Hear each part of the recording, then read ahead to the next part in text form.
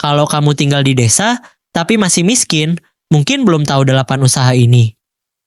Gua tahu kok, nentuin usaha di desa itu susah banget.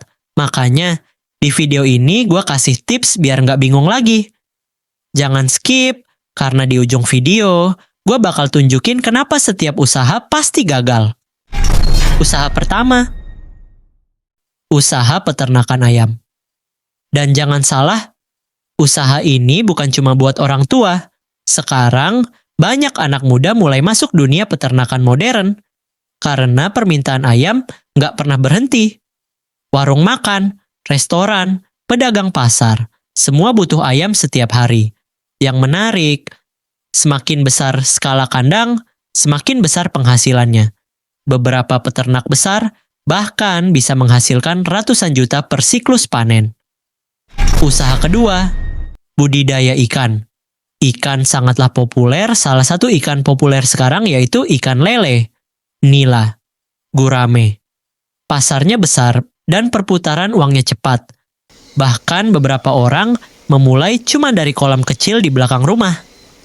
Kenapa usaha ini menarik? Karena makanan adalah kebutuhan harian. Selama orang masih makan, permintaan ikan akan tetap ada. Usaha ketiga, kebun sayur dan buah premium. Dulu, jadi petani sering diremehkan. Sekarang, petani modern bisa punya penghasilan besar. Apalagi kalau menjual produk premium. Orang kota sekarang mulai mencari makanan sehat, dan mereka rela bayar mahal. Usaha keempat, membuat konten di desa. Ini usaha yang mungkin paling mengejutkan. Konten desa sekarang justru banyak ditonton. Kenapa? Karena banyak orang kota rindu suasana tenang.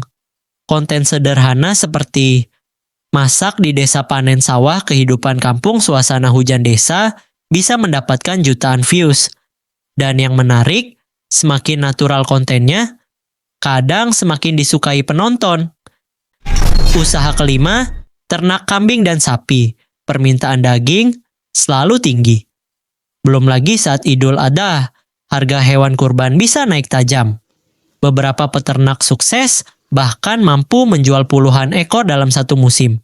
Dan keuntungan mereka bisa sangat besar. Usaha keenam, jual bibit tanaman. Banyak orang menganggap jualan bibit itu usaha kecil. Padahal kenyataannya pasarnya sangat luas. Karena sekarang orang suka berkebun. Dan lewat internet, bibit bisa dijual ke seluruh Indonesia. Beberapa penjual bibit online bahkan punya omset puluhan juta per bulan. Usaha ketujuh, penggilingan padi dan jasa pertanian. Usaha ini jarang viral, tapi uangnya besar. Karena selama ada petani, akan selalu ada kebutuhan pengolahan hasil panen.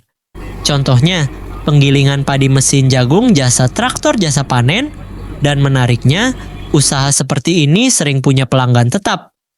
Usaha kedelapan, warung modern, dan agen online. Sekarang warung bukan cuma tempat beli kopi. Warung modern bisa jadi tempat transfer uang top up game pembayaran listrik, ambil paket online, bahkan mini marketplace desa. Dan karena desa mulai masuk era digital, usaha seperti ini berkembang cepat. Kenapa banyak orang gagal dalam usaha? Masalah terbesar sebenarnya bukan modal. Kesuksesan itu 80% adalah berani memulai. Banyak orang menunggu modal besar, alat lengkap, kondisi sempurna. Padahal, banyak usaha besar hari ini dimulai dari langkah kecil.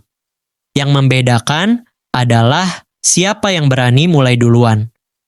Mungkin selama ini, kita terlalu sering melihat desa sebagai tempat biasa. Padahal, di balik sawah, di balik kebun, di balik jalan kecil desa, ada peluang besar yang belum semua orang sadari. Karena kekayaan tidak selalu lahir dari gedung tinggi kota. Kadang, semua itu lahir dari keberanian seseorang yang memulai usaha kecil di desanya sendiri. Channel ini nggak akan besar tanpa bantuan kalian. Jadi, jangan cuma jadi penonton misterius. Aku upload capek-capek, edit sampai mata tinggal 5 watt, tinggalkan jejak dengan like dan subscribe sekarang, oke?